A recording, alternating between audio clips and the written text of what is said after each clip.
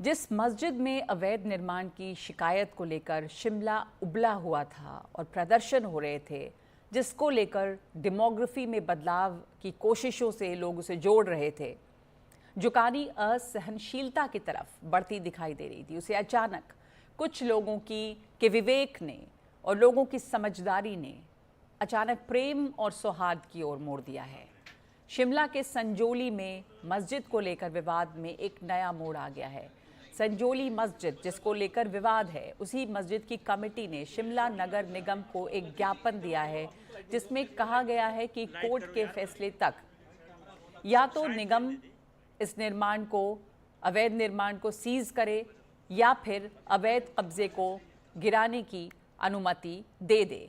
तो ये मस्जिद कमेटी ने खुद कहा है कि या तो अवैध निर्माण को निगम सीज कर ले या फिर अवैध कब्जे को गिराने की अनुमति दे दे।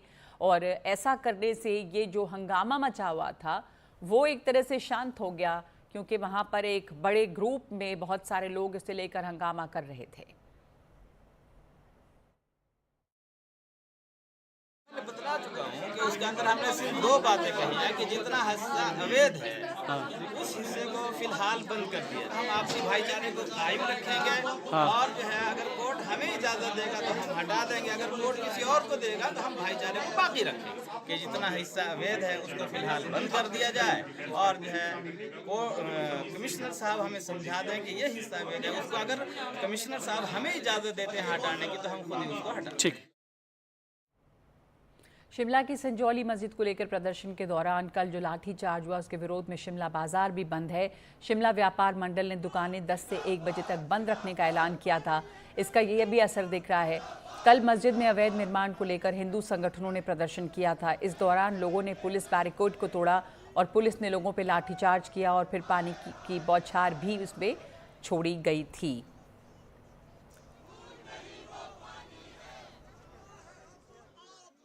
किस प्रकार से शिमला में जो हिंदू संगठन है, आम जनता है, वो सड़कों पर उतरी हुई है।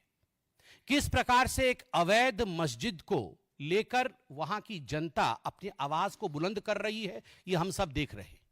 बड़ा स्पष्ट है कि वो मस्जिद अवैध है। जो अवैध है उसका जाना तय होना चाहिए। आश्चर्य का विषय है, जो म्युनिसिपल कोर्ट है, local municipal court 45 bar 45 times the municipal court has served notice to the masjid, to the mosque, to produce papers of legality. 45 bar notice जाने के पश्चात भी मस्जिद ने अभी तक लीगैलिटी की कोई कागज दाखिल कोर्ट में नहीं कराया है।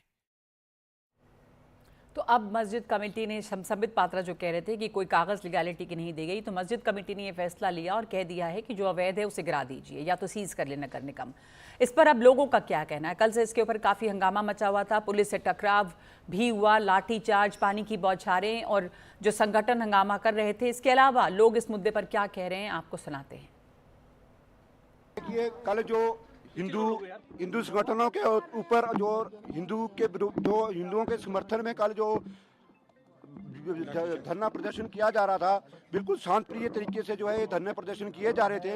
लेकिन जिस प्रकार से प्रशासन ने जबरदस्ती करके उनको उकसाया और उनके ऊपर जो लाठीचार्ज किया है, आज उसके विरोध में सारा का सारा व्यापार मंडल जो है खड़ा है। और हम सबसे पहले हम हिंदू है और हिंदू हित के लिए जो बात करेगा, हम सारे व्यापारी भाई जो है उनके साथ बिल्कुल खड़े हैं और आगे भी कंधे से कंधा मिला करके चलेंगे। हम यहाँ डीसी ऑफिस तक जाएंगे। प्रदर्शन लाठीचार्ज जो है हम पे नहीं चलेंगे। जो हमारे संजौली में हम पे लाठीचार्ज हुआ है ये है। मैसेज ये है हमारा कि आप अवैध निर्माणों को हटाओ, बाजारों से तह बाजारियों को भी हटाओ। बस प्रदर्शन है ये नाच से शुरू और ये आपका डीसी ऑफिस तक जाएगा और उसके बाद हमारा कोई वो नहीं है। बाकी बाजार हमारी ये 10 बजे से 1 बजे तक की कॉल है और हम बस यही चाहेंगे कि जो सरकार से, प्रशासन से मांग करेंगे कि जो अगर अवैध है तो उसको तोड़ा जाए, अगर सही है उसका बताया जाए कि वो सही है। बस हमारा ये है। और लाठीचार्ज की जो कल हुआ उसकी हम कठोर निंदा करते हैं। तो इस वक्त हमारे साथ जुड़ गए हैं हिमाचल सीएम के सलाहकार नरेश चौहान। नरेश चौहान जी, आपने फिर फैसला ये देखा जो कि मस्जिद कमेटी की तरफ से आया है, जिसमें वो कह रहे हैं कि जो अवैध है उसे या तो सीज कर लें या उसको तोड़ने की अनुमति दें। तो ये जो पहल की गई है मस्जिद कमेटी की तरफ से, उस पर आपकी प्रतिक्रिया, क्या ये मामले को शांत कर देगा? देखिए, स्वाभाविक तौर पे एक बहुत बड़ा फैसला, आप समझें कि वहाँ के मौलवी है उस मस्जिद के या वक्फ बोर्ड के जो उनको चला रहे हैं, उसके अध्यक्ष हैं और जो मेंबर्स थे, उन्होंने आज एक बहुत बड़ा फैसला लिया। वो म्यूनिसिपल कॉरपोरेशन के जो कमिश्नर हैं उनके पास जाके एक अंडरटेकिंग और एक रिक्वेस्ट उन्होंने किया है कि आप हमें इजाज़त दें, जो हमारा अवैध निर्माण है हम उसको गिराने के लिए तैयार हैं। या उससे उन्होंने इसके लिए कमिश्नर साहब से अपनी अपील की है, या इस पूरे एरिया को तब तक जब तक आप फैसला नहीं सुनाते हैं तब तक इस पूरे एरिया को सील कर दें। तो ये मुझे लगता है कि जिस भावना से उन्होंने ये काम किया है, आप जानते हैं हिमाचल प्रदेश एक बड़ा शांतिपूर्वक राज्य है, यहाँ लोगों में बड़े प्यार मोहब्बत से रहते हैं सभी लोग। उस बात को उन्होंने इसमें जिक्र किया है कि हमारी सबसे पहली मंशा ये है कि जो अमन और शांति और प्यार मोहब्बत है और भाईचारा बना रहना चाहिए। इस मुद्दे को लेकर जो कुछ लोग राजनीतिक दृष्टि से इसमें अपनी रोटियां सेकना चाह रहे हैं, वो ऐसा नहीं होना चाहिए। हमारे लिए इसके सबसे ऊपर पहली राजनीति प्राथमिकता बंद हो ये है। जाएगी इस कमेटी होनी की चाहिए। सलाह के बाद? नहीं, देखिए, बात सवाल पता क्या है नगमा जी, होनी चाहिए। आप समझते हैं, आप खुद भी जानते हैं कि हिमाचल प्रदेश के लोग बड़े शांति प्रियक लोग, प्यार मोहब्बत से रहने वाले लोग हैं। हमारी ब्रांड है कि हम पीसफुल स्टेट है, हम इसको बनाए रखना चाहते हैं। सबसे बड़ी बात है कि जिस तरह लोग इसमें कूदते हैं, संबित पात्रा जी ने दिन में जब आपके शो से जुड़े थे तो उनसे भी हमारे कुछ सवाल थे कि आप बताएं, आप बड़ी बड़ी बातें कर रहे थे कि पिछली 5 साल जब भाजपा की सरकार रही यहाँ, अब आज एक खुलासा हुआ है कि उस वक्त के मुख्यमंत्री जयराम ठाकुर ने तकरीबन 12 लाख रुपए की जो है राशि इस मस्जिद को बनाने के लिए दी। पहला सवाल, और इतने सालों से अगर इलीगल कंस्ट्रक्शन रहा है तो क्या आपके सरकारें नहीं रही? आप किससे ये सवाल कर रहे थे? ये इस तरह के मुद्दे जो है ना, ये भड़काने का काम करते हैं समाज को। जी, तो आपसे ही फैक्ट्स के जानना साथ हम चाहूंगी, काम जो कर रहे हैं। संबित पात्रा कह रहे थे कि पहले जो यहाँ सरकार थी उसने क्या किया, और ये जो अवैध कंस्ट्रक्शन है जिस पर हंगामा मचा, वो कब से था? कब से बना वो अवैध कंस्ट्रक्शन? इसके ऊपर कोई कार्रवाई नहीं की गई? 2010 से लगातार 24 तक, 14 साल तक ये चलता रहा। ठीक है, क्या इन बिटवीन उनकी सरकारें नहीं थी? या क्या वो बता सकते हैं कि उनकी सरकार ने पिछले 5 वर्ष, हमें अभी 1.5 साल सरकार में हुआ, उससे पहले उनकी सरकार थी और उनके मुख्यमंत्री ने 12 लाख रुपया इसको बनाने के लिए दिया, मदद की सरकारी खाते से? क्या इसका जवाब पात्रा जी के पास है? क्या वो बता पाएंगे इस बात को कि आपकी सरकार ने क्या किया? केवल आप प्रश्न करने का काम और देश में बांटने का काम करते हो। हमने संयम के साथ कहा है, हमारी सरकार इसको लॉ एंड ऑर्डर का मामला देखती है। हम आज सभी भाइयों का उनका धन्यवाद करते हैं जिन्होंने बड़ा दिल करके समाज में अमन और शांति बनाए रखने के लिए फैसला लिया। और मैं समझता हूं जो हिमाचल के आम जनता है उस बात से खुश है कि यहाँ पर अमन शांति बनी रहनी चाहिए, भाईचारा बना रहना चाहिए। जी, जो विरोध प्रदर्शन, जो हंगामा हमने देखा था, जाहिर है कि उसमें कुछ ग्रुप्स भी थे, कुछ संगठन थे जो ये कर रहे थे। जो आम जनता है वहाँ की, जो आम जनता है वो क्या कह रही है? नगमा जी, आम जनता अमन और शांति चाहती है। आम जनता चाहती है कि अगर हमारा ब्रांड खराब होगा, हमारा पर्यटक नहीं आएगा, काम धंधा खराब होगा। कुछ लोग बाहर से माइग्रेंट्स थे, उनकी वजह से ये दिक्कत आई। उसको सरकार ने सब कमेटी विधानसभा के अंदर कहा है कि हम सब कमेटी बना के उन मुद्दों को एड्रेस कर रहे हैं जो हमारे लोगों की और समस्या थी। हमारे जो हिमाचल प्रदेश के मुस्लिम भाई है वो खुद इस बात को लेके परेशान थे। आज उन्होंने बड़ा दिल दिखा के ये बड़ा अच्छा मैसेज पूरे देश के लिए दिया है कि अगर हम चाहें तो अमन और शांति को बनाए रखने के लिए बड़ा दिल कर सकते हैं। मैं इस बात के लिए उनकी सराहना करता हूं कि आज ये पूरे देश के लिए एक मैसेज होना चाहिए। आपने भी इस प्रोग्राम में इस चीज़ को शामिल किया। मैं समझता हूं ये पूरे देश के लिए बहुत अच्छा मैसेज हिमाचल प्रदेश से गया। जी जी, एक आखिरी सवाल कि इस समय अभी स्थिति क्या है शिमला में, उस इलाके के आसपास? बिल्कुल शांति है। आज केवल 2 घंटे का सिंबॉलिक जो है व्यापार मंडल का जो है बंद था, और उसमें मैं स्वाभाविक तौर पे ये कहना चाहता हूँ कि आज जो 100-200 लोग थे उसमें हमारे विपक्षी दल के लोग भी थे। चलो, उनकी भी भावना हो सकती है। आज बिल्कुल शांति है, नॉर्मल है, स्कूल चल रहे, ऑफिस चल रहे, लोग रोज़मर्रा की तरह जीवन चल रहा है। तो ये बिल्कुल भी कुछ इस तरह की बातें मीडिया में उठी कि लाठीचार्ज हुआ। आप समझते हैं जब मॉब आता है, अगर उन्होंने पथराव किया, पुलिसकर्मी 6 घायल हुए, तो वो थोड़ा सा मॉब को रोकने के लिए शरारती तत्व बीच में जरूर होते जो माहौल खराब करना चाहते हैं। वही पिछले कल हुआ था, और बाकी ऐसा कोई बड़ा लाठीचार्ज या नहीं हुआ। थोड़ा सा मॉब को कंट्रोल करने के लिए पुलिस ने बल का यूज किया था। जी, बहुत बहुत शुक्रिया आपका हमारे साथ जुड़ने के लिए, ये बात देने के लिए, मैसेज बताने के लिए। नरेश चौहान जी, बहुत धन्यवाद।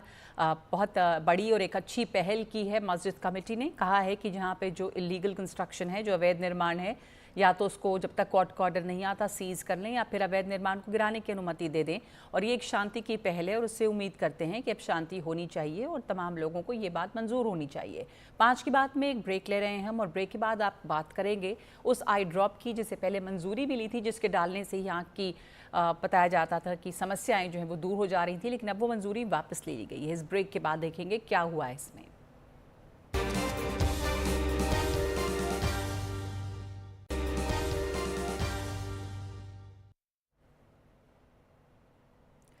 Drug controller general of India DGCI ने प्रेस व्यू आई ड्रॉप की मंजूरी वापस ले ली है। आपने सुना होगा इस मैजिकल आई ड्रॉप के बारे में, काफ़ी इसकी चर्चा थी। Central drug standard control organisation की सब्जेक्ट एक्सपर्ट कमेटी ने सबसे पहले इस प्रोडक्ट की सिफारिश की थी, जिसके बाद एंटोड फार्मास्यूटिकल्स को DGCI से अंतिम मंजूरी मिली थी। लेकिन ministry of health and family welfare ने कल कहा कि प्रेस और सोशल मीडिया पर प्रचार ने आई ड्रॉप के इस्तेमाल और जनता के लिए सुरक्षा संबंधी चिंताओं के बारे में संदेह पैदा किया। आई ड्रॉप के प्रचार ने ओवर द काउंटर ड्रग की तरह इस्तेमाल करने के बारे में चिंता जताई थी, जबकि इसे केवल प्रिस्क्रिप्शन वाली दवा के रूप में अप्रूव किया गया था। ड्रग रेगुलेटर CDSCO ने उन खबरों का संज्ञान लिया जिनमें एंटोड फार्मास्यूटिकल्स ने ये दावा किया था कि वो पढ़ने के लिए चश्मे की ज़रूरत को कम करने के लिए भारत में पहली आई ड्रॉप पेश कर रहा है। रेगुलेटर ने इस दावे पर भी ध्यान दिया कि ये दावा एक एडवांस्ड अल्टरनेटिव देगा जो 15 मिनट के भीतर नज़दीकी विजन को बेहतर बनाता है। रेगुलेटर ने स्पष्ट किया कि आई ड्रॉप को ऐसे किसी भी दावे के लिए अप्रूव नहीं किया गया था। CDSCO ने कहा कि उसने 5 सितंबर को नोटिस जारी कर इस मामले पर एंटोड फार्मास्यूटिकल से जवाब मांगा था, लेकिन उसने इसका कोई सही जवाब नहीं दिया, जिसके बाद ये कार्रवाई की गई है। एंटोड फार्मास्यूटिकल्स के CEO निखिल मसूरकर ने कहा है कि वो इस निलंबन को अदालत में चुनौती देंगे। हमारे साथ जुड़ गए हैं डॉक्टर रोहित सक्सेना। ये वो डॉक्टर हैं जिन्होंने दवा के बारे में किए जा रहे दावों के ऊपर DCGI में रिपोर्ट सबमिट की थी। डॉक्टर रोहित सक्सेना, बहुत धन्यवाद आपका, आपके समय के लिए। ये जो आई ड्रॉप है, ये क्या क्लेम कर रहा था और इसमें क्या क्या क्या गलत था जो आपने ये रिपोर्ट सबमिट की? नमस्कार नगमा जी, और शो में बुलाने के लिए धन्यवाद। ये ड्रग अवेलेबल है US में पिछले 3 साल से। DCGI ने इसको मंजूरी दी थी नज़दीक का चश्मा की ज़रूरत ना पड़े उसके लिए, और ये ड्रग देखी गई थी कि जो हाल ही में जिनको एक एज रिलेटेड चेंज है हमें कि समय के साथ हमें नज़दीक के चश्मे की ज़रूरत पड़ती है, और 40 के आसपास हमें इसकी ज़रूरत है और चश्मे की ज़रूरत पड़ेगी नज़दीक के लिए। ये दवा कुछ समय के लिए काम करती है, तो आप अगर आँख में डालेंगे तो 4 से 6 घंटे में तक आपको थोड़ा साफ नजदीक का दिख सकता है। ये बहुत इंपॉर्टेंट है कि दूर जो चश्मा लगाते हैं दूर के लिए, जैसे मैंने लगाया हुआ है, उन लोगों को इससे कोई फायदा नहीं होगा, और ये बहुत एक टेम्पररी सॉल्यूशन है। तो अप्रूवल दी गई थी नजदीक का चश्मा जिनको हाल ही में जरूरत है टेम्पररी सॉल्यूशन के लिए।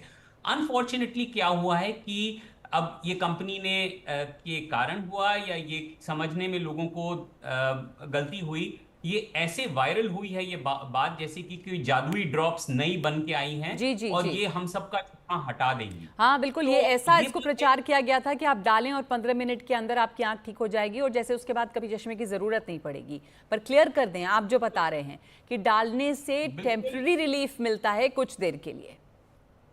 बिल्कुल, टेम्पररी रिलीफ नजदीक के लिए, नजदीक 4 से 6 घंटे। उसके बाद अगर आपको चाहिए, इवन US में 1 से 2 बार डालनी पड़ती है। इंडिया में क्योंकि हमारे जो पिगमेंट, जो हमारी पुतली है, उसकी जो अराउंड आइरिस है, उसका कलर थोड़ा डार्कर है, तो हो सकता है समय के साथ हमें पता लगेगा कि कितनी बार डालनी पड़ेगी। तो ये बात इतनी जल्दी ऐसे फैली कि लोगों को समझ ही नहीं आया, लोगों को लगा चश्मा ही हट जाएगा और जिंदगी भर के लिए ये एक बिल्कुल गलतफहमी फैल गई थी लोगों में। और उसके लिए डीसीजीआई ने प्रॉबेबली इसी बात को रोकने के लिए कि जिससे कि ये गलतफहमी फैले ना, इसको अभी टेम्पररी उन्होंने सस्पेंड कर दिया है कि ये ड्रग अभी मार्केट नहीं हो सकती है जब तक ये बात सब लोगों में क्लियर ना हो जाए। ये एक टेम्पररी सोल्यूशन है। कोई और सेफ्टी कंसर्न हेल्थ को लेके भी था? बिल्कुल कोई भी, मैं ये कहूंगा एलोपैथी में कोई भी ऐसी दवा नहीं है जिसमें कोई ना कोई साइड इफेक्ट रिपोर्ट नहीं होता है। और इस ड्रग के साथ भी यूएस में जैसे 3 साल से है, काफी साइड इफेक्ट्स रिपोर्टेड हैं। ये कोई नया मॉलिक्यूल नहीं है। पाइलोकार्पिन पिछले 50 साल से काला मोतिया के इलाज में यूज हो रहा है और अब इसका खास यूज कम हो गया है, ऑल्टरनेटिव ड्रग्स आ गई हैं और इसके साइड इफेक्ट्स भी फेयरली काफी होते हैं। तो इसमें ड्रग डालने से, अगर लंबे समय तक ड्रग डालें तो सर दर्द, थोड़ा दूर का धुंधला दिखना और आगे चल के रिस्क है कि रेटिनल डिटैचमेंट या पीछे का पर्दा हट जाए, उस तक का रिस्क होता है। इसीलिए ये सिर्फ प्रिस्क्रिप्शन ओनली ड्रग है। अगर आपको इस्तेमाल करना भी है, आगे अगर अप्रूवल मिलता है और आप ट्राई करना चाहें तो अपने आंख के विशेषज्ञ से बात करे बिना, अपनी जांच कराए बिना इस ड्रग को ना लें। ये ओवर द काउंटर ड्रग बिल्कुल भी नहीं। बहुत ही इंपॉर्टेंट बात है ये। धन्यवाद आपका doctor Rohit Saxena. Over the counter ये ड्रग कभी नहीं लें, प्रिस्क्रिप्शन ड्रग के तौर पर ही अवेलेबल होनी चाहिए। एक टेम्पररी सोल्यूशन है, एक यानी कि वक्ती तौर पे आपको कुछ राहत मिल सकती है, वो भी नज़दीक की नज़र के लिए। और इसको लंबे समय तक लेंगे तो सबसे ज़रूरी जानना तो ये है कि किसी भी दवा का कोई ना कोई साइड इफ़ेक्ट होता है तो आपके स्वास्थ्य पर इसका असर भी पड़ सकता है। डॉक्टर सक्सेना ने बताया कि रेटिनल डिटैचमेंट तक होता है, दूर की नज़र जो है उसमें भी धुंधलापन आ सकता है। तो फिर ये मत समझें कि कोई मैजिक आई ड्रॉप है जिससे आपकी समस्या का हल हो जाएगा। डॉक्टर की प्रिस्क्रिप्शन से ही दवा लें। एक ब्रेक ले रहे हैं इस वक्त हम 5 की बात में और उसके बाद एक और मुद्दा आपसे जुड़ा हुआ, आपकी सिक्योरिटी सेफ्टी से जुड़ा हुआ, बात करेंगे रोड एक्सीडेंट्स की।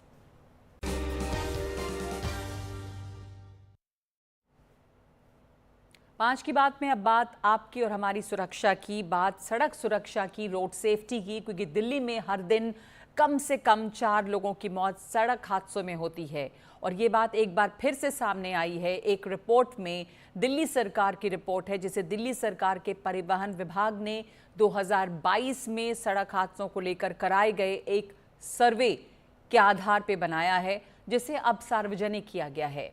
इस रिपोर्ट के अनुसार दिल्ली में जो सड़क हादसे हैं, ये 2022 के आंकड़े हैं क्योंकि 2022 में ये रिपोर्ट तैयार हुई।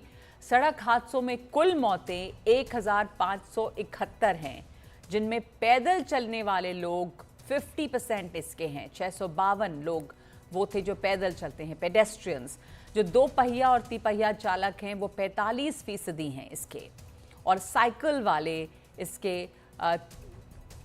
भी इसमें जो हैं वो 45% हैं। 4 पहिया गाड़ी वाले जो हैं वो इसमें 30% हैं।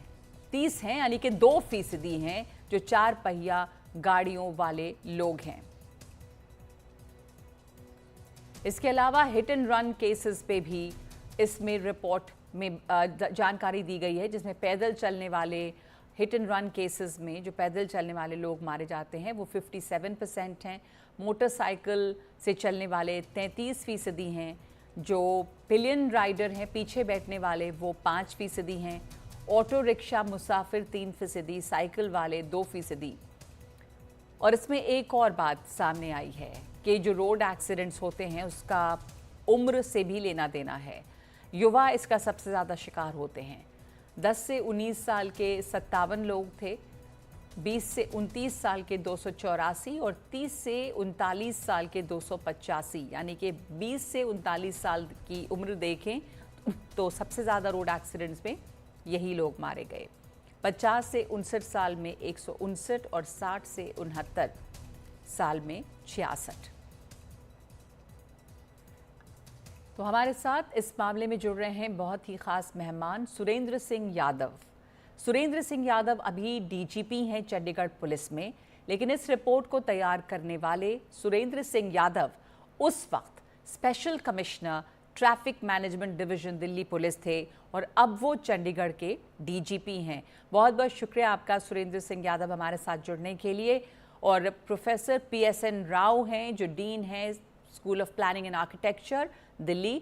सुरेंद्र सिंह जी, ये रिपोर्ट अब पब्लिक हुई है, इसकी जो मेन फाइंडिंग्स है वो अभी हमने अपने दर्शकों को दिखाई भी है। इस रिपोर्ट को तैयार करते हुए आपको और क्या बातें सामने आई जिसको ध्यान में रखा जाना चाहिए अब रोड सेफ्टी के लिए? शायद इसमें कुछ आप लोगों ने सलाह भी दिया है। देखिए, रिपोर्ट नगमा इसको पब्लिक हुए काफी समय हो गया है। G20 समिट के पहले ये रिपोर्ट पब्लिक हो गई थी। और आपने सही कहा कि जो ट्रैफिक मैनेजमेंट है बहुत ही चुनौतीपूर्ण है, खासतौर पर दिल्ली के लिए। और दिल्ली राष्ट्रीय राजधानी होने के नाते बहुत सारे चैलेंजेस ट्रैफिक पुलिस के सामने होते हैं। किस तरह का इंफ्रास्ट्रक्चर होता है, किस तरह की ट्रैफिक इंजीनियरिंग है, स्टेक होल्डर्स बहुत ज़्यादा होते हैं। और राष्ट्रीय राजधानी होने के नाते बहुत सारे रूट्स होते हैं, बहुत सारे प्रोग्राम्स, प्रोसेशंस, रैलीज, एजिटेशंस। इन सभी चैलेंजेस के तहत आपको लिमिटेड इंफ्रास्ट्रक्चर में, मैं इसलिए कह रहा हूं क्योंकि रोड कांस्टेंट है, जबकि जो व्हीकल डेंसिटी बढ़ती जा रही है, जनसंख्या बढ़ती जा रही है। दिल्ली से बहुत सारा ऐसा मूवमेंट होता है जो डेस्टाइंड दिल्ली के लिए नहीं होता है, जिसको यूपी जाना होता है, हरियाणा जाना होता है। तो ये सभी चैलेंजेस है और इन चैलेंजेस के तहत जो पेडेस्ट्रियन है, रोड यूजर है, वो बहुत ही ज़्यादा वल्नरेबल हो गया है। और G20 के दौरान में आपने देखा होगा कि बहुत सारे इम्प्रूवमेंट्स, बहुत अच्छे ढंग से इम्प्रूवमेंट्स जो है माननीय उपराज्यपाल महोदय की सक्रिय भागीदारी से दिल्ली में हुए थे। बहुत सारे जागरूकता अभियान और वो कंटिन्यूअसली दिल्ली यातायात पुलिस जो है करती रहती है, जिसमें मैं भी स्पेशल सीपी रहा हूँ। तो ये एक चुनौतीपूर्ण विषय है और इसके प्रति हमको सजग और संवेदनशील होना पड़ेगा, जो भी आयाम मैंने बताए थे उनके अंतर्गत। तो इसमें कुछ सॉल्यूशंस भी हैं, क्योंकि आपने सही कहा कि व्हीकल डेंसिटी बढ़ती रहती है लेकिन इंफ्रास्ट्रक्चर जो है वो तो फिक्स्ड ही है, तो साधन जो है लिमिटेड हैं। गाड़ियाँ इतनी ज़्यादा बढ़ रही हैं, अब दिल्ली जो है वो दिल्ली NCR है, इतना फैला हुआ है। और दिल्ली में बहुत कोशिश की गई जो बाहर जाने वाली गाड़ियाँ हैं उनके लिए अलग रास्ता भी बने। तो ये जो प्रॉब्लम्स हैं उसको देखते हुए क्या इम्प्रूवमेंट के इसमें सुझाव दिए गए हैं? बिल्कुल, इम्प्रूवमेंट्स जो हैं बहुआयामी और बहुमापक आधार पर इम्प्रूवमेंट्स के सुझाव दिए गए हैं। अगर हम ट्रैफिक इंफ्रास्ट्रक्चर की बात करते हैं तो बहुत से स्टेक होल्डर से आइडियाज़ लिए गए। जैसे धोलाकुआ साइड में है तो कहाँ पर रोड वाइडनिंग करी जा सकती है, कहाँ पर अंडरपासेज हो सकते हैं, कहाँ पर टनल्स हो सकते हैं। इस तरह के जो सुझाव दिए गए हैं और साथ के साथ जागरूकता अभियान बहुत ज़्यादा ज़रूरत है। और ख़ास तौर पर जो कॉमर्शियल ट्रैफिक है उसको हम किस तरह से चैनलाइज कर सकते हैं, जो दिल्ली डेस्टाइंड नहीं है, दिल्ली से बाहर जाता है। चूँकि अभी KMP बन गया है तो उसके बारे में उसका यूज बढ़ाने की ज़्यादा आवश्यकता है। साथ के साथ कुछ रूल्स रेगुलेशंस में जिससे कि ट्रैफिक डिसिप्लिन में इम्प्रूवमेंट हो, क्योंकि जिस तरह से चालानों की संख्या, नोटिस की संख्या बहुत ज़्यादा हो गई है, लेकिन उसकी जो कंप्लायंस है, जो रियलाइजेशन होना चाहिए, उसके बारे में भी जो डिस्कशन आपको इस रिपोर्ट में मिलेगा। पर महत्वपूर्ण बात यह है कि जो रोड क्रैशेस हैं, मेरा ये मानना है कि वो प्रिवेंटेबल है, उनको रोका जा सकता है और रोड फैटेलिटीज को कम किया जा सकता है। और इसके लिए ना केवल रोड इंफ्रास्ट्रक्चर में जो भी कुछ चेंजेस, खासतौर पर जो ब्लैक स्पॉट्स आइडेंटिफाई किए गए हैं, वहाँ सभी स्टेक होल्डर्स को मिलकर करना चाहिए। कुछ ब्लैक स्पॉट्स यहाँ पे बताएंगे आप क्या हैं? देखिए, ब्लैक स्पॉट्स जो बाहरी क्षेत्रों में अगर आप देखेंगे, मुकरबा के आसपास है, पंजाबी बाग के आसपास है, नांगलोई के आसपास है, बदरपुर में है, इवन धोलाकुआ से आगे भी जो है ब्लैक स्पॉट है। तो वहाँ पे प्रॉब्लम क्या है जो वो ब्लैक स्पॉट्स हैं? क्या वहाँ पे ट्रैफिक कंजेशन? वहाँ का जो है कि ब्लैक स्पॉट्स का एक मानक बने हुए हैं कि इतने मीटर के दौरान उस साल में कितनी दुर्घटनाएं होती है। वहाँ पर कुछ इंजीनियरिंग, ट्रैफिक इंजीनियरिंग और ट्रैफिक रोड इम्प्रूवमेंट्स, साइनेजेस का है। साथ के साथ वहाँ पर प्रेजेंस जो है स्टाफ की ज़्यादा की जा सकती है। उसके अलावा जो कॉमर्शियल ट्रैफिक है उसमें ज़्यादा डिसिप्लिन और लेन मैनेजमेंट की आवश्यकता है, खासतौर पर रात के टाइम जो ट्रक्स चलते हैं। और इसके अलावा देखिए, जो रोड सेफ्टी है वो अपने आप में एक सेल्फ कॉन्शियस कंसेप्ट होना चाहिए ये हम नॉर्मली सोचते हैं कि नियमों पर आधारित रोड सेफ्टी एक हेल्थ इश्यू भी है कि किस तरह से हम अपनी सुरक्षा को अननेसेसरी जो है जी जी नियमों की अवहेलना, रेड लाइट आपने तो इतनी डिटेल में इस समस्या को पढ़ा और उस पर आप रिपोर्ट आपने तैयार की है। दिल्ली में ऐसा खास क्या है जो इतनी ज़्यादा, खास करके दिल्ली में एक्सीडेंट्स होते हैं, क्योंकि इस दिल्ली में ही ये रिपोर्ट तैयार हुई है, तो लोग नियम नहीं मानते ज़्यादा। आपने कहा कि बहुत सारी चीज़ें हैं, बत्तियां लगी हुई हैं स्पीड को मॉनिटर करने के लिए, चालान कटते हैं, इन सब चीज़ों के बावजूद स्पीडिंग में, रूल्स को नज़रअंदाज करने में, इसमें कहीं कोई कमी आई है? Red light jumping, speeding up, ये सब क्यों नहीं एक डेटरेंट हो पा रहा है? नगमा, अगर आप इस रिपोर्ट को कभी डिटेल में फुर्सत में पढ़िएगा तो उसमें न्यूयॉर्क के साथ भी, टोक्यो के साथ भी और भी जो महानगर हैं जी उनके साथ एक अध्ययन किया गया है, और उसमें जो चुनौतियां हैं हम लोगों की, वो चुनौतियां टोक्यो और न्यूयॉर्क से बहुत ज्यादा हैं, बहुआयामी हैं। उस स्थिति के बावजूद अगर आप देखते हैं तो total number of road crashes Tokyo से कम है और शायद न्यूयॉर्क से भी कम होंगे।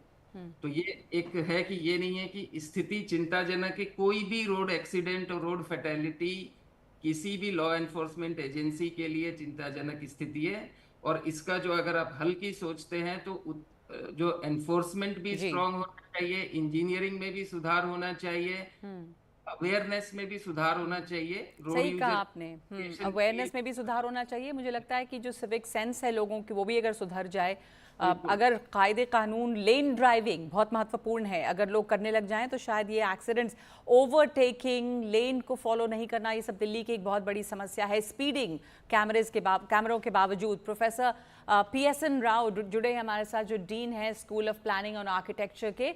प्लानिंग और आर्किटेक्चर के मामले में दिल्ली शहर की समस्याएं क्या क्या मुख्य लगती हैं जिसकी वजह से ट्रैफिक कंजेशन आए दिन बढ़ रहा है? इसमें सबसे जो मुख्य जो समस्या है वो है डिजाइन ऑफ द रोड्स। जो रोड इंफ्रास्ट्रक्चर है, रोड ज्योमेट्री है, इसमें पेडेस्ट्रियंस का कोई महत्व नहीं है, फुटपाथ नाम की कोई चीज नहीं है। कई जगह पे मेजॉरिटी ऑफ द रोड्स अगर आप देखेंगे दिल्ली में और आसपास में, और why only Delhi, in fact in most of the cities in India, कोई भी देश में हम देखेंगे, कोई भी शहर में हम देखेंगे हमारे भारत देश में, प्रॉपर फुटपाथ्स नहीं है। और जैसा इनका सर्वे, जो दिल्ली पुलिस ने जो सर्वे किया है, उसमें से ये निकल के आया है कि पेडेस्ट्रियन कैजुअलिटीज जो है वो काफी ज्यादा है। वो इसलिए क्योंकि प्रॉपर क्रॉसिंग्स नहीं है, प्रॉपर रोड ज्योमेट्रिक्स नहीं है, फुटपाथ्स नहीं है। हमारा इतने सारे पेडेस्ट्रियंस, एल्डरली पीपल, लेडीज, छोटे बच्चे सब जाते हैं, उनको सड़क क्रॉस करने के लिए या पैदल जाने के लिए कोई प्रावधान नहीं है ठीक तरीके से, लाइटिंग नहीं है, साइनेज नहीं है, पेडेस्ट्रियंस की कोई इंपॉर्टेंस भी नहीं है जो पैदल चलते हैं। बिल्कुल Indian cities are not walkable. Walkability जो है वो सबसे मुख्य विषय है। पैदल जाने के लिए कोई चीज नहीं है, सड़कें बने हुए हैं सिर्फ गाड़ियों के लिए, not for human beings, only for vehicles. तो हर आदमी कार में या उसमें नहीं जाता है ना, तो कई लोग पैदल भी जाते हैं। तो रोड एक्सीडेंट्स की एक बड़ी वजह ये भी है कि लोगों के चलने की जब जगह नहीं है कि जैसा आप मेट्रो से उतर जाएंगे, बस से उतर जाएंगे बस स्टॉप में, तो उसके बाद में क्या होगा? आदमी को कहीं चल के जाना है या कहीं पे आपको सड़क पार करनी है, तो आप देखिए हर दिन इतने सारे जो एक्सीडेंट हो रहे हैं वो इसी की वजह से हो रहा है। और साइनेज नहीं है, लाइटिंग नहीं है। कई जगह पे जो पेड़ लगे हुए हैं, जो मीडियन सेपरेटर्स हैं, वहां पे जो पेड़ लगे हुए हैं वो बिल्कुल लाल बत्ती के बीच में लगा हुआ है कि वो लाल बत्ती नहीं दिखता है ठीक तरीके से, क्योंकि वो पेड़ का प्रूनिंग नहीं हुआ है। बहुत सारी चीजें हैं, बहुत सारे कारण हैं। जी एक समस्या ये भी है अवेयरनेस की। प्रोफेसर राव, आपने कहा क्योंकि इंडियन सिटीज वॉकेबल ही नहीं है और इसलिए तमाम लोग, अगर अब फुटपाथ बन भी जाते हैं तो हम देखते हैं कि वो छोड़ के सड़क पे चलते रहते हैं, और उसके बाद जो अंडरपासेस हैं, ओवर ब्रिजेस हैं, उसको भी छोड़ के लोग शॉर्टकट्स इस्तेमाल करते हैं। तो वो जो सिविक सेंस एक लोगों में होनी चाहिए, उसकी भी कहीं कमी दिखती है। हाँ जी बिल्कुल, वो भी है। और दूसरा चीज, जो फुटपाथ है, फुटपाथ के नीचे ड्रेन चल रहा है, तो उसका वो जो मैनहोल कवर है उसको निकाल दिया गया है। बहुत सारे ऐसे इश्यूज हैं तो इनको हम बिल्कुल और जो रोड डीकंजेस्ट करने इंफ्रास्ट्रक्चर के लिए कोई सजेशंस दिल्ली के मास्टर प्लान और दिल्ली की जो सड़कें हैं उनको डीकंजेस्ट, एनसीआर है ये, अब सिर्फ दिल्ली में तमाम तरह की ट्रैफिक आ रही है और जा रही है और शहरों के बाद डीकंजेस्ट करने के लिए आपको लोगों को मूव करना है, तो ये इतना ऐसा कोई मैजिक वैंड नहीं है किसी के पास कि ये 4 काम कर लीजिए ये डीकंजेस्ट हो जाएगा, क्योंकि ये तो एक हिस्टोरिकल लेगेसी जो हमारे पास आया है। तो उसके लिए you have to take the cars off the road, mass transportation आपको बढ़ानी है, नंबर ऑफ मेट्रो लाइंस जो है दुगना करनी चाहिए आपको। पर ट्रक्स और बसेस भी दिल्ली के अंदर से भी जो जाती हैं, हाँ, विजुअल ट्रैफिक उनको बाईपास करना है। तो बहुत सारे आपको कम से कम 10-15 काम जो करना है, इन सारे कामों को आपको करना है ताकि हर एक आदमी अपना गाड़ी क्यों निकालता है बाहर। जी सही बात है, लास्ट माइल कनेक्टिविटी नहीं है। अगर मुझे मेट्रो में भी जाना है तो बहुत सारे लोगों को घर जो है, हर एक घर के सामने तो मेट्रो जा नहीं सकता। तो ठीक है, जहां पे भी आपने मेट्रो डाला है, मैं अपना घर से मैं मेट्रो तक कैसे जा सकता हूँ? तो लास्ट माइल कनेक्टिविटी है नहीं। जो बैटरी ऑपरेटेड व्हीकल्स हैं या जो ऐसे चीजें हैं, वो चीज नहीं है। विद इन माई कॉलोनी इतने कुत्तों का, दिल्ली में लाखों स्ट्रे डॉग्स हैं जो आप फुटपाथ में आप जा नहीं सकते हैं। मेरा नेबरहुड से अगर मुझे नियरेस्ट मेट्रो स्टेशन तक अगर मुझे पैदल जाना है तो मुझे सबसे पहले स्ट्रे डॉग्स का मुझे सामना करना पड़ता है। सही बात तो है, ये सब समस्याएं हैं लोगों के लिए कि इतने सारे समस्या हैं कि कनेक्टिविटी की भी समस्या बहुत बड़ी है। सही बात आपने कहा कि मेट्रो स्टेशन सबके घर के पास नहीं हो सकता, वहां तक जाने के लिए फिर आप गाड़ी निकालेंगे तो वो पूरा जो मकसद है वही नाकाम रह जाता है। सुरेंद्र सिंह जी, आपसे आखिरी सवाल कि ये जो रिपोर्ट आप लोगों ने तैयार की है, इसका जो मकसद, इसकी इम्प्लीमेंटेशन, सजेशंस, उस पर क्या काम हो रहा है? देखिए, इस वक्त जो दिल्ली ट्रैफिक पुलिस एक अपनी प्लान के तहत काम करती है, जो वर्तमान में जो भी अधिकारी हैं वो इसमें जो भी जहाँ जिस भी क्षेत्र में सुधार हो सकता है, जैसे प्रोफेसर राव साहब ने कहा कि मेरा ये मानना है कि उनकी जो बातें हैं बिल्कुल वाजिब हैं, और साथ के साथ ये कि स्टेक होल्डर्स मल्टीपल हैं दिल्ली में। तो दिल्ली ट्रैफिक पुलिस का हमेशा ये प्रयास रहता है कि उनके साथ कोऑर्डिनेट करके सही लेवल पर फ्लैग करके, और जहां जहां पर आवश्यकता होती है सुधार की, चाहे वो और इंजीनियरिंग तो जो ये रिपोर्ट बनाई आप लोगों ने, आपकी रिपोर्ट तो पहले जारी कर दी गई जैसा आपने बताया अभी, तो इस रिपोर्ट में सुझाव भी होंगे क्या? कोई टाइम बाउंड सुझाव इम्प्लीमेंट करने की बात है? देखिए, उसमें कुछ शॉर्ट टर्म मेजर्स होते हैं, कुछ लॉन्ग टर्म मेजर्स होते हैं। अगर हम बड़े जो रोड इंफ्रास्ट्रक्चर प्रोजेक्ट्स हैं, जो भी NHAID है, दिल्ली मेट्रो के हैं, PWD के हैं, वो ऑलरेडी ऑन ट्रैक हैं काफी टाइम से, और उसमें एक विजन के तहत जो है जो भी स्टेक होल्डर्स है वो काम कर रहे हैं। तो शॉर्ट टर्म और लॉन्ग टर्म दोनों तरह की चीज़ें इसमें हैं। जो स्टेक होल्डर्स हैं उसके ऊपर काम करेंगे। बहुत शुक्रिया आप दोनों का, प्रोफेसर राव और DGP सुरेंद्र यादव, आपका धन्यवाद हमारे साथ जुड़ने के लिए। 5 की बात में एक ब्रेक ले रहे हैं इस वक्त हम।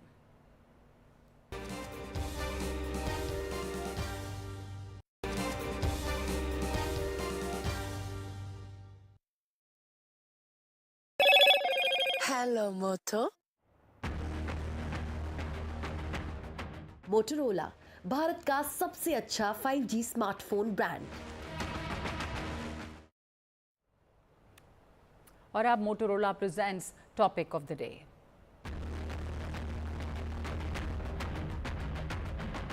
तो शिमला की संजोली मस्जिद विवाद में नया मोड़ आया।